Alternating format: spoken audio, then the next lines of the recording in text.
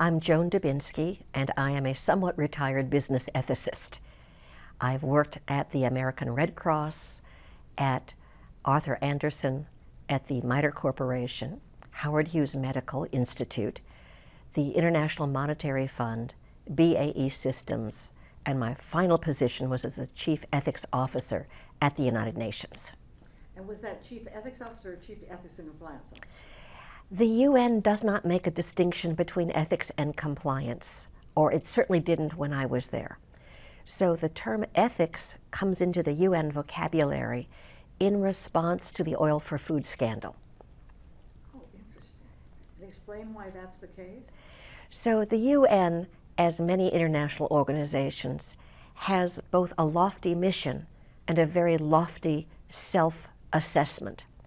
To talk about ethics among the political heads of 193 nations is both a difficult conversation, and it's fraught with international diplomatic booby traps. So the assumption was all UN staff take an oath of office to swear allegiance and loyalty to the organization. They have a shared set of values that's not well defined, but they can at least point to the shared sense of values. And then along comes the oil for food scandal, which, as you know, is several $billion of corruption occurring both in the capitals of many nations, over 300 major corporations, inside of the UN at the staff level, and inside of the UN at the diplomatic level. That was the wake-up call for the UN to do something. And the something was called management reform, of which a heightened focus on ethics was one of the initiatives. So without oil for food scandal, we would not have what is now a pretty mature approach to ethics at all of the UN-related agencies. I want to back you up for a minute. For some Sure. people who are younger in our audience, would you explain briefly the oil for food scandal? So to explain the oil for food scandal goes back to ancient history in the 1990s. Saddam Hussein is entrenching his power and authority in Iraq. And Iraq in the late, oh dear me, I think it's even earlier, it's the early 90s, Yes. invades Kuwait, territorial expansion. The US government, as do other governments, respond, send troops into the Middle East, and increases the presence of the military response of many allied nations to what was viewed as territorial aggression by Iraq. Saddam Hussein was also a notorious dictator. You would never put the term human rights in the same sentence as Saddam Hussein, and highly corrupt, lining the pockets of himself, his family, his fellow tribesmen, and encouraging religious strife inside of the country.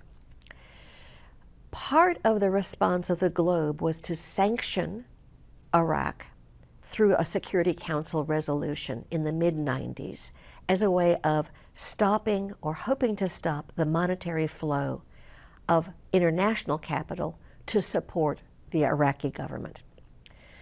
This works not to stop the corruption of Saddam Hussein's government, but creates a humanitarian crisis of everyday people: food, medicine, diapers, baby formula. So you've got citizens suffering, but not the government and not the regime. The scheme, the response of all nations, was to permit Iraq, through Saddam Hussein, to sell their only asset, oil reserves, to sell it in a controlled market with the money flow controlled by the UN and Paribas Bank, a French bank. A small set that wasn't so small of vendors were approved to sell humanitarian goods, food, clothing, and medicine that would then be shipped into Iraq as a three-way deal. The economics never made sense on paper. They never made sense in reality. but with enough hands and with less oversight than you would expect today for billions of dollars of transacted funds. The number is around $20 billion that is transacted over the period of time in which the sanctions were in place. So to exchange oil for food has great diplomatic and political ring. It sounds like the right thing to do. Without oversight, there is corruption at the hands of everybody. And that shows up in UN staff in the procurement world, some of whom were corrupted, who took kickbacks. Within some of the diplomats inside of the UN also were engaged. Saddam Hussein, of course, himself. The companies who were transacting, the shipping companies, and the banks. So without any oversight, this sounds like a good idea. Humanitarian effort ends up wasting between 10 and 15% of the cash reserves that were developed through the sale of what is in fact a national asset, the oil of the country. So all of that says you have to have an ethics program, you have to have an anti-corruption function, you have to have a whistleblowing process. If you have a whistleblowing process, you have to have a protection against retaliation process, and you have to have a method for investigating allegations of wrongdoing, none of which the UN had in any developed fashion as of 2004 and 2005. And all of a sudden, with management reform, January 1, 2005, the UN opens its ethics function. And is that when you went to the UN? I got there in 2010. So colleagues were, and I've spoke with many of them, were in the office, the desk, the pencil, and the chair that were allocated for the ethics function. And from the work of my predecessors, Bob Benson and Elia Armstrong and others, got the policies in place, created a functioning system. And at Bob Benson, my predecessor's retirement, I was recruited to take over for the next 5 years. So you were there for 5 years, and what do you think were your major accomplishments during those years? We got ethics on the map. By this I mean we were able to establish that the UN oath of office has deep ethical value for how it guides the right kind of behavior, the behavior that is expected of international civil servants. We launched the first ever ethical risk assessment for the UN, focusing on UN peacekeeping. We began to not institutionalize, make it okay to talk about whistleblowing and retaliation, make it okay to talk about ethical culture. And we began a management cascade ethical outreach and training program that continues to today. So we got it on the map. That's a lot. Yeah. That's a great accomplishment. That's wonderful. And so, and now, what do you think, are there more things you could have done that you sort of think back and, oh, I wish I'd done something else? Or, I mean, this is a lot. I don't mean that negatively. Sure. You always think in the back of your mind, what else could I have done? Yes. What else could I have accomplished? What other seeds could I have planted for the next generations of ethics professionals? The regrets are long, Pat, the things I could have done. I think we made good progress at establishing that ethics is about individual behavior within a structure of rules and regulations, the compliance side, but also about how you put those core values of integrity, respect, promise-keeping, discretion, impartiality, independence, and integrity, what the WTO calls the 4 I's. We got those to the place where people are willing to talk about them in everyday conversation, to talk a little bit, not yet to challenge, but to say, do we remain impartial if we take that course of action? We didn't make the step, the next leap, which is to talk about what I will call institutional ethical risk, the big questions. That's in the UN parlance, that's reserved for the politicians, for political affairs, for policymakers. You ethicists don't deal with the big things. You deal with individual wrongdoing or individual choice. But this next order of institutional risk, the UN was not ready or not willing, or both, to say that an ethicist has a role in that conversation. It's not owned by ethics by any means, but just as you would talk to your risk manager about those questions, and your finance people, and your legal experts, shouldn't the ethicist also be consulted? And I could never get over that mountain. That was a big. Well, that was a big one. That was sort of like the Alps, I would say. Yeah, that was. Everest. Yeah, that was Mount Everest. Yeah. That was it, and I could imagine not. Yeah. And yeah. maybe it won't happen in our lifetimes. I Um, don't know. I'm ever hopeful. Yes, that's great. Yeah. So tell me a little bit about your career before you were at the United Nations. How did you get into ethics? Tell us about your education, and then how did you get into ethics? That's backing up a bit. Okay, so my education and how I got into ethics. Yes. Today I'm being interviewed at the Darden School of Business at the University of Virginia with you, Pat Werhane, a dear colleague. My role as an ethicist began here. So I'll tell you the story of how I got here. So in some ways, I'm able to come full circle today. My undergraduate degree is in religious philosophy. I then went to law school at the University of Texas and thought that I would be an attorney. And had my father lived, I would probably have moved back to St. Louis and gone into practice with my father and my grandfather. Life doesn't always give you what you think your dream will be. And, excuse me. Tell you what. Yeah. Let me give a, yeah. Really quickly, and I'm rolling.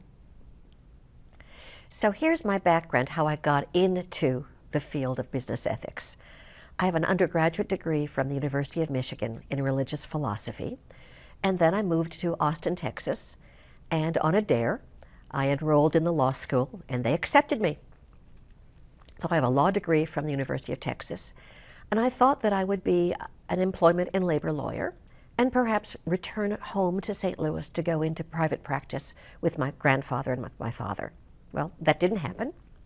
They both passed on.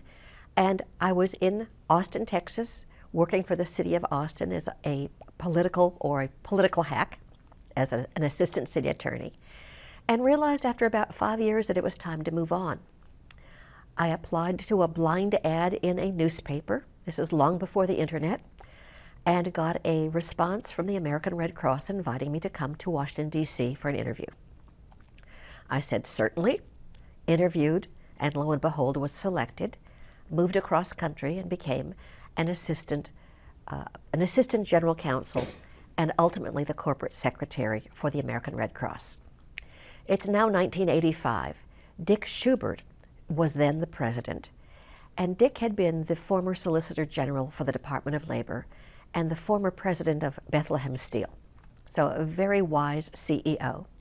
He had the habit of sending around clippings from the New York Times of newspaper articles that he wanted his senior staff to read. This had a little slip of paper, then called a buck slip, because you'd find your initials, you'd read it, you'd check it off, and you'd buck it over, you'd send it over to the next desk.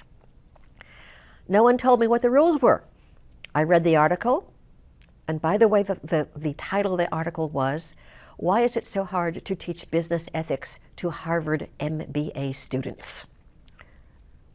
They're still writing that article. And no one told me what the rules were, so I went up to Mr. Schubert's office. I knocked on the door, and I said, "May I come in, sir?" And he said, "Sure, Joan, come on in." And as blunt as I could be, and as a young attorney, I didn't know any better, I said, "We ought to do something about this. We're the Red Cross. We ought to talk about ethics." To which he said, "Thank you for volunteering. I want you to be my first ethics officer." I was shocked, and I said, "Well, what do you want me to do?" He said, very wisely, "You have 18 months, figure it out, come back, and tell me what your plan is. Somehow or other, I got connected with the University of Virginia, the Darden School, and through those connections met Ed Freeman, Professor Ed Freeman, and through that conversation also met you, Pat Werhane, and you gave me the idea that ethics for the Red Cross needed to be a conversation about cases, about situations that were real life, that matter to the people who work and volunteer at the Red Cross. And we developed a whole program of lay discussion leaders, a series of cases, case studies, that continued to be used for a number of years, even after I left the Red Cross and moved on in my career. So I come back first full circle by being here. That's great. And then after the Red Cross, you went into private sector? In just 1 second here, you just got one little Errant curl. one. When they go to key this out, Yeah. I want it to be smooth. So that's, Sure. We'll keep an eye on this one. But, That curl, yeah. There's no hairspray, I'm sorry. oh, we've got some, but it's behaving. So Okay. we're still rolling. Take it away. Okay. After the Red Cross, I then moved to a federally funded research and development corporation called the MITRE Corporation. They are the ivory tower or the think tank for parts of the U.S. government, the Army, the Navy, the IRS, and at that moment, also the Federal Aviation Authority. And it's at that moment that we began to tease out the difference between ethics and compliance. We weren't quite ready to say that there is a compliance function, but we began to wonder, the General Counsel, Saul Glassner, and others and myself, what role do lawyers play in not just understanding the law and advising the law, but also providing support and structure to put that legal compliance into operations, to embed it in how an organization does its own work. After a couple of years with the MITRE Corporation, I moved into consulting with the then part of Arthur Andersen that did business consulting in a practice called Responsible Business Practices. I loved consulting and I disliked Arthur Andersen tremendously. And after 18 very miserable months, I left and put up my own shingle to be a business ethics consultant. I worked a great deal with Howard Hughes Medical Institute and was introduced to international organizations, working as a consultant with the IMF. IMF is? As the International Monetary Fund. And through that, the World Bank and other organizations, other international organizations. Lo and behold, a call came out to become the ethics officer for the International Monetary Fund. I applied. By some quirk of fate, they accepted me, and I worked as the IMF's chief ethics officer from 2004 to 2009.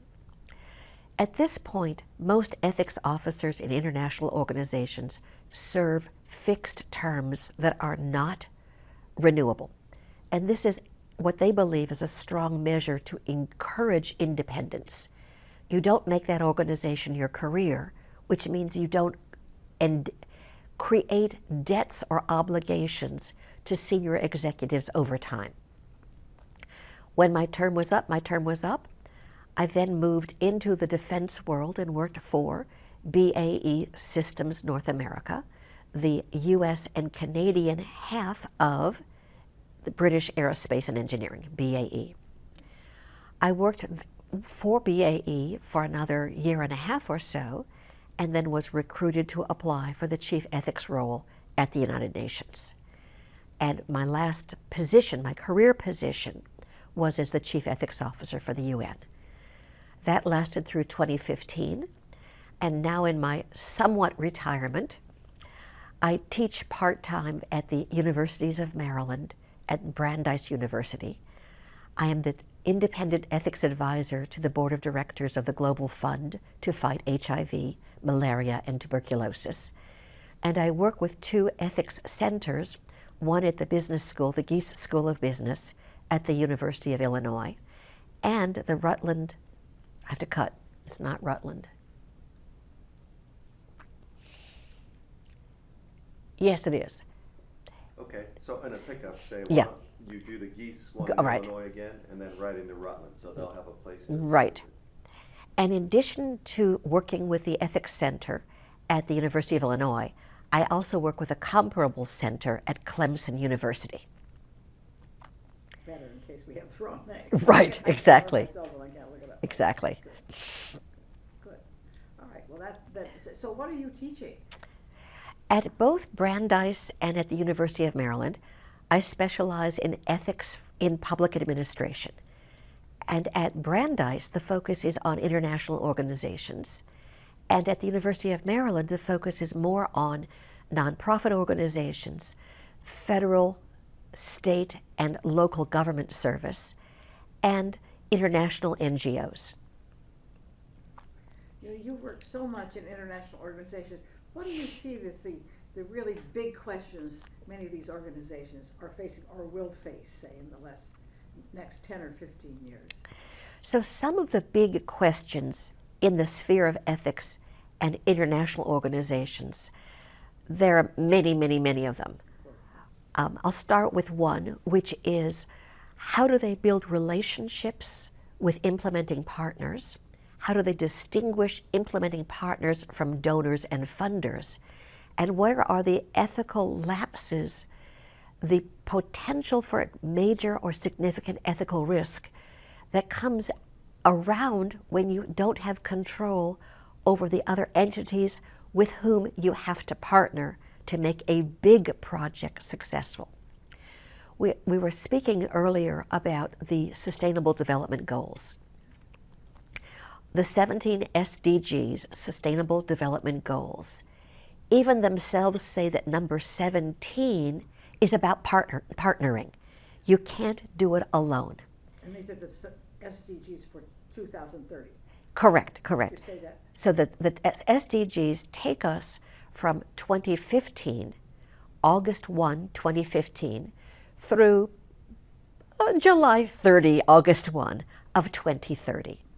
So in this 15-year period, we have a group of universally created and universally adopted by all governments who are members of the UN system, that's 193 nations, agree that in order to address the most significant development goals that we have around the globe, we agree that these are the focuses, the foci. We agree that these are the measures to know whether we've done it. And more importantly, these are the actions that we believe collectively, if we take, will reach those goals.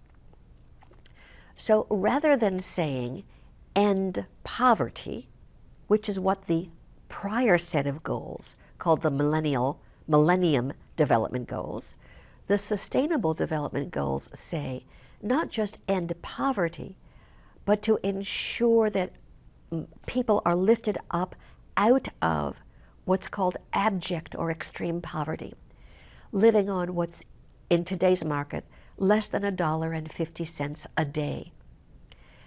Part of the eradicating poverty is also to improve health outcomes, whether they are maternal mortality, universal health care, access to life-saving drugs, fighting HIV, tuberculosis, and malaria, ensuring vaccination programs are available and sustainable, and not the focus of either conspiracy theories or violence that interfere with the delivery of life-saving vaccinations for children.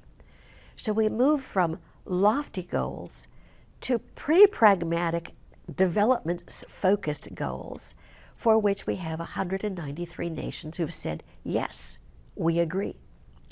Now, within that framework, some of the major ethical questions come: how do we do it? How do we partner? How do we choose other entities with whom we can work, share risk, share benefit? How do we know who to be aligned with? Do we become hoist to the petard of other organizations' ethical scandals if we put our name with theirs. So tell me who the we is.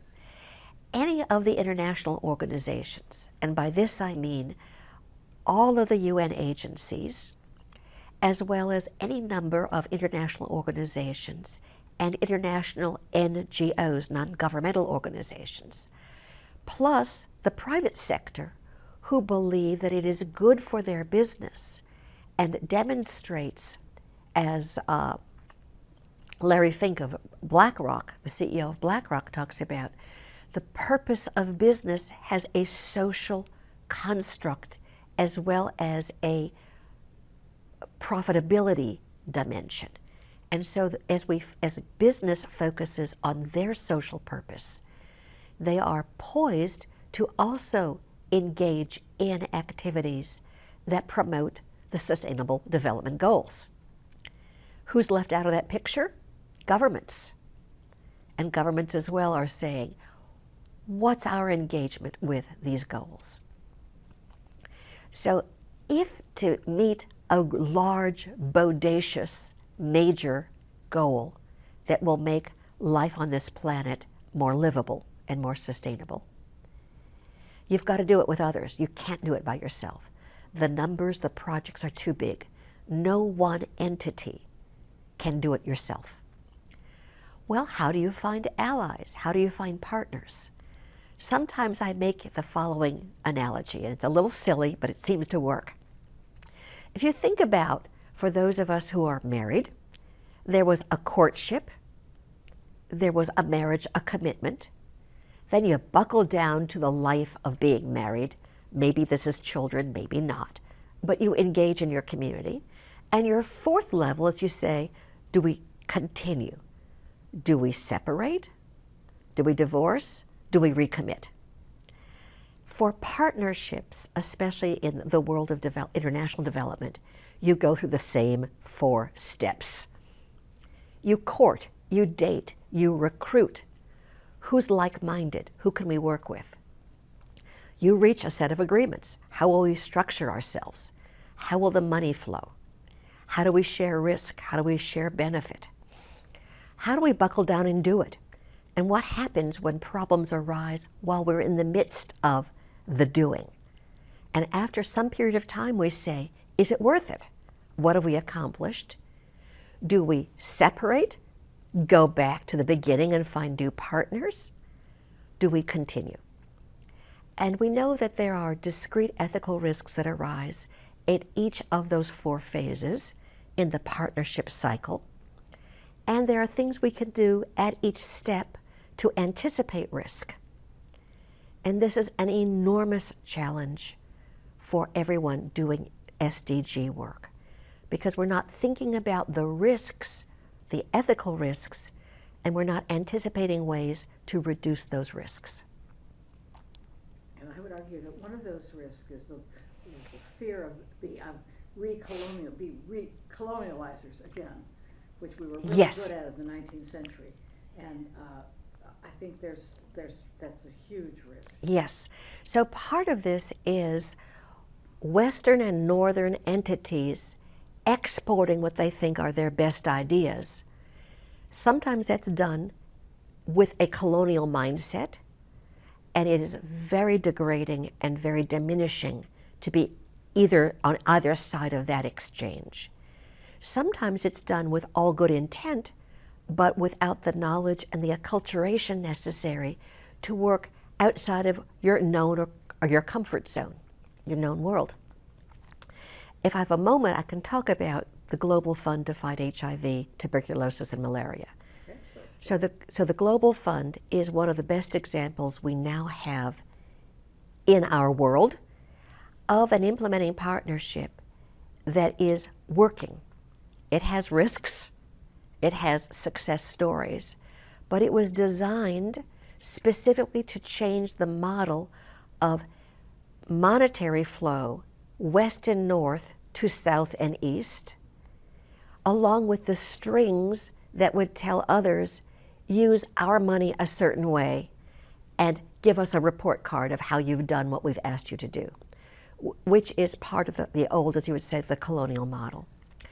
So the idea with the Global Fund, and this starts in 2000 to 2002, to find a new way of doing international development, not for all of global health, but to fight HIV, AIDS, to fight tuberculosis, and to fight malaria, which are the three largest killer diseases, communicable diseases, that we know how to fight, but have to muster the political, the health, the infrastructure, services to fight well and to fight successfully.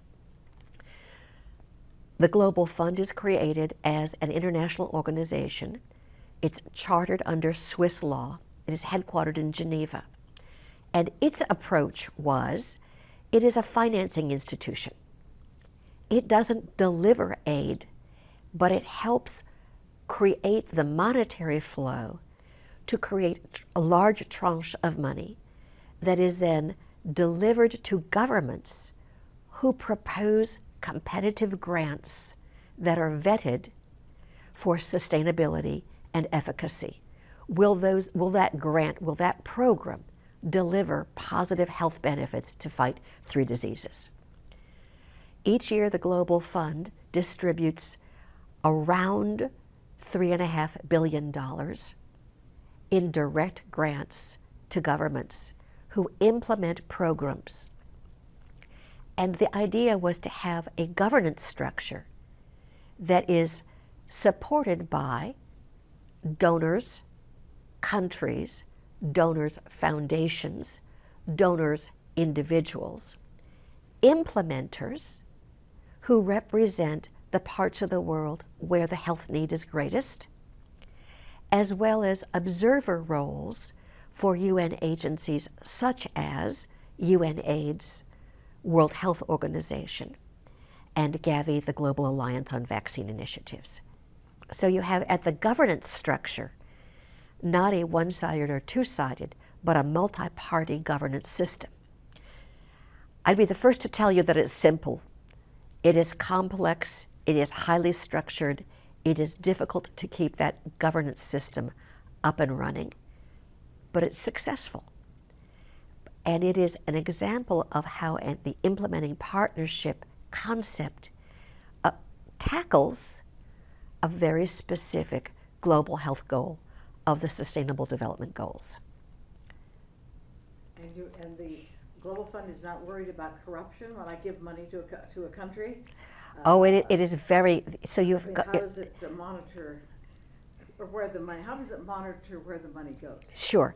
So part of what the structures of the Global Fund is constantly creating and then tweaking and then modifying is to address the true risk of corruption. There have been several examples where governments that have received grants have either enabled, permitted, or turned a blind eye to very extensive corruption. So the Global Fund has a very, very talented and well-structured audit and inspection system under the Auditor General. That office has total and complete independence to review and audit all books, all money flows through the financing system. This means that all grants include clauses that require audit and inspection, total and open access to books and records. In addition, in each country, there is a country coordinating mechanism. It's a lousy title, but what it is a mirror to the governance structure of the Global Fund at each country's level, where the grant proposals are proposed, where the monitoring also occurs for expenditure of funds. Plus there are, by contract, local financing agents. So the tranche of money that goes to a government who has a successful grant application is sent to a third party, often a financial institution, one of the big four, or UNDP, the UN Development Program, a section of the UN. So there's a third party monitor on the ground for how the money flows. Recently, the Global Fund adopted a code of conduct for members of those country coordinating mechanisms. They are creating a training program, a code of conduct, local representatives of the ethics function that are also tied back to the ethics office, the chief ethics office at Geneva, which supports these programs, supports these local initiatives, and is looking out for, as Nick Jackson, their ethics officer, would say, mission critical risks. That's a really good example, thank you. So that could be done elsewhere in other programs, I believe so. that framework. That framework certainly helps to fight against the risk of colonialism, of hauteur or of diminishment, of condescension. It's also a framework that is frankly complex, politically debated. Governments do, unfortunately, but it's understandable, their own geopolitical interests do appear in the conversations at the board of the Global Fund, because governments themselves are represented both as donors and as implementers. So there is always an awareness of the connection between wealth and need, regime, and geopolitical system, the kind of government structures that are also represented in a mirror of the world as we know it. And that complexity takes resources, and it takes time to evolve. Yeah. Thank you. That's a great example. So what other questions do you have or you'd like to bring up in this video? Let me take a quick break to look here for my notes. That is, What happens when there is unethical conduct at the top of an organization? you asked the question. Okay. You posed the That will get us an example. That's Right. And this is all on the public record that I can talk about. That's all right. I have to, otherwise I'm slandering people. No, I know. No, I know. Okay, we We'll are say rolling. that some, okay. All right. So for a moment, I'd like to focus on what is the role of an ethicist, a business ethicist, when an organization faces the existential crisis of a significant allegation of an unethical behavior by its CEO. What do you do? These are the calls that no one wants to get, and they always happen at 4 o'clock in the afternoon on a Friday before a 3-day weekend. And that's the story that I experienced as the Chief Ethics Officer at the International Monetary Fund. It's Friday afternoon, right before Labor Day. It is 4 o'clock, and I get a call from the then General Counsel, Sean Hagan, an excellent General Counsel for the IMF. Sean said, "Can I talk to you?" Now, those from your General Counsel are serious words. You know there is a significant problem, and you're all ears. "Yes, Sean, what's on your mind?" His question was, does it violate our code of conduct if a very senior IMF official engages in a consensual sexual relationship with a junior level employee? Is that a conflict of interest? Is that sexual harassment? But if they consent, doesn't it mean it's okay? And I said, under whose law, Sean? Under U.S. law, we know the answer is absolutely that is a serious problem. It is something that must go to the attention of the board. It may be a legal violation, but we know it will violate your codes and your policies.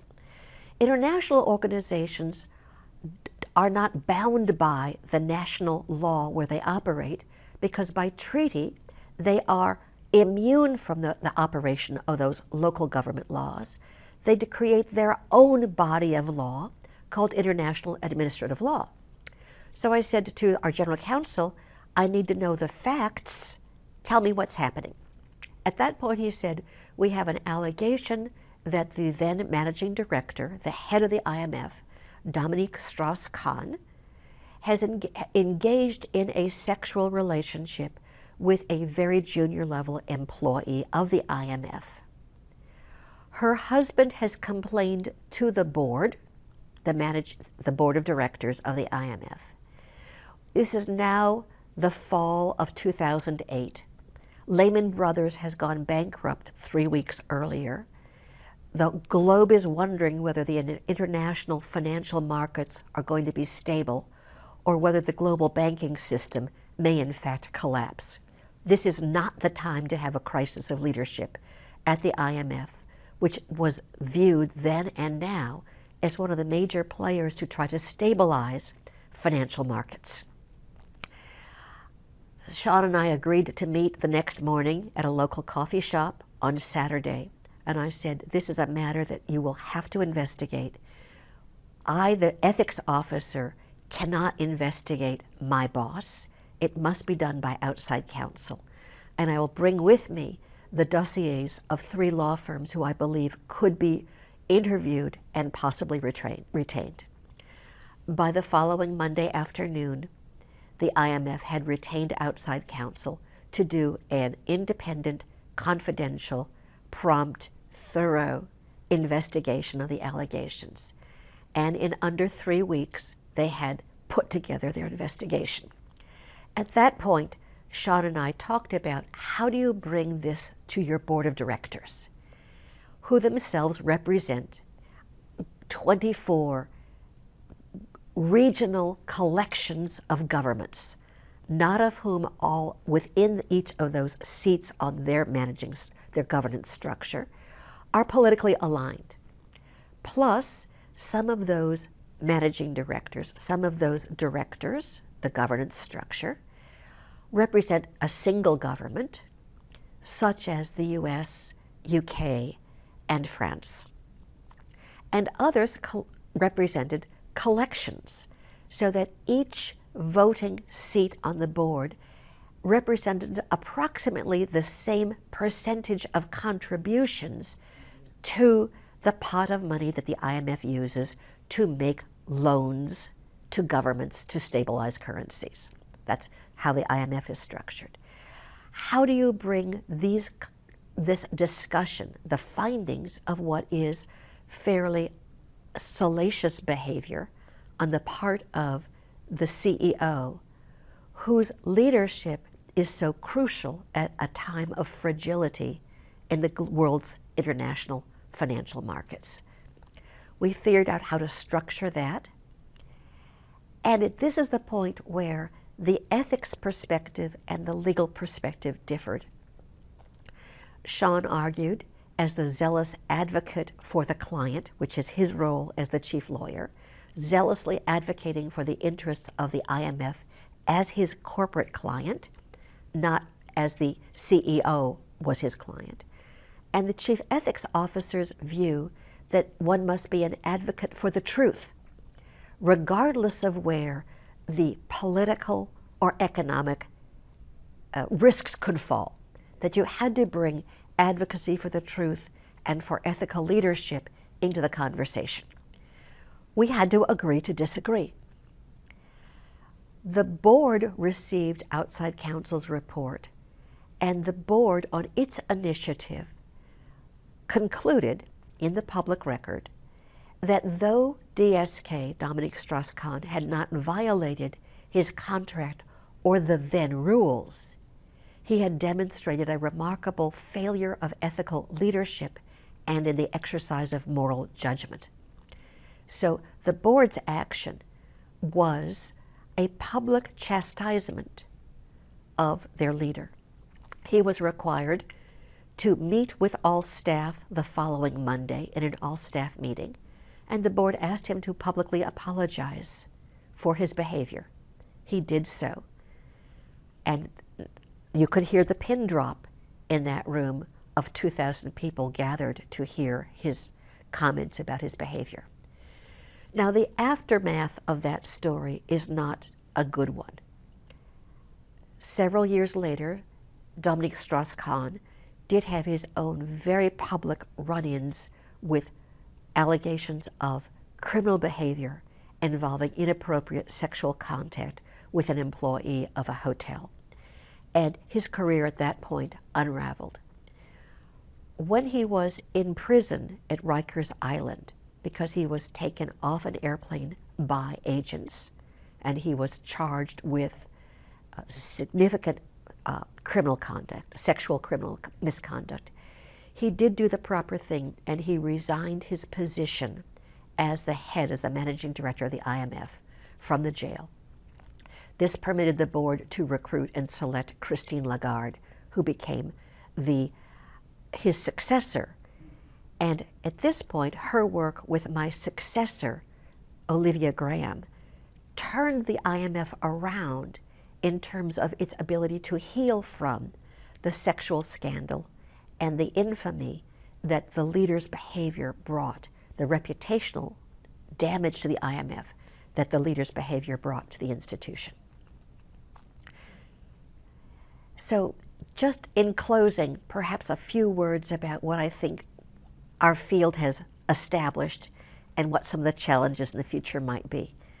I think we've established that the case study method is the right way to teach ethics, that people need to engage with real cases, real challenges that sound like them from their own milieu. I think we've established, and we no longer have controversies over codes of conduct and codes of ethics are not the same as policies. We've established that you need an internal justice system, an internal investigations and grievance system that is fair, prompt, thorough, independent, and impartial. I think we've established that hotlines and helplines really do work around the globe, that there are reasons why you have to encourage people to speak up, but if you provide adequate protections, you'll hear about a problem before it becomes the bad headline, and it's a lot easier to fix at the beginning. So what do we not know? I think we're still struggling about the true added value of ethics and compliance programs. Is this really a subset of audit or a part of the practice of law? I think we're still not certain about that. I don't think we really have navigated what are the standards for a successful ethics and compliance program. We know if we look at the field of internal audit what a good assurance and oversight program looks like. But do we have that in the ethics and compliance field? And do we have that in a way that is, I wouldn't say divorced, but above the operation of individual national law, because so many organizations are global. So I think those are some of the challenges that we are facing. Now, one final plug, if I can. A number of our colleagues that we know in the ethics field are now reviewing what will become the third edition of Global Ethics and Integrity Benchmarks. This is an organizational self-assessment tool that my colleague Alan Richter of New York and I had been working on since 2004. We're now proud to announce that in 2020 we'll have edition number 3. And this is an attempt not to set standards, but to set a framework. What does an effective approach towards ethics and integrity look like if you're looking just at a programmatic perspective? What does the culture, the ethics resources, legal compliance, what do we do about conflicts of interest, retaliation and whistleblowing? Do we have an effective risk assessment function on ethics and reputational risk? How about anti-corruption? And today, one of an old topic that's been renewed, sexual harassment, romance in the workplace, sexual assault, and abuse of power. So we're hoping with the third edition not to fill the gap of standard setting, as that's not something that a handful of people can do, but to have a tool that is useful for organizations, private sector, public sector, government, international organizations, to step back and say, how well are we doing? And what do we want to focus on in the next few years? What progress do we think we can make along that journey?